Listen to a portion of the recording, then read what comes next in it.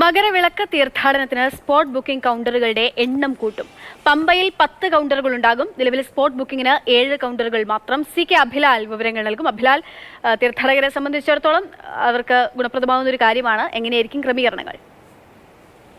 മണ്ഡലകാല തീർത്ഥാടനത്തെക്കാൾ മകരവിളക്ക് കാല തീർത്ഥാടനത്തിൽ ഭക്തജനങ്ങളുടെ തിരക്ക് പ്രതീക്ഷിക്കുന്നുണ്ട്. മുൻകാലയളവിലും അതാണ് അനുഭവം.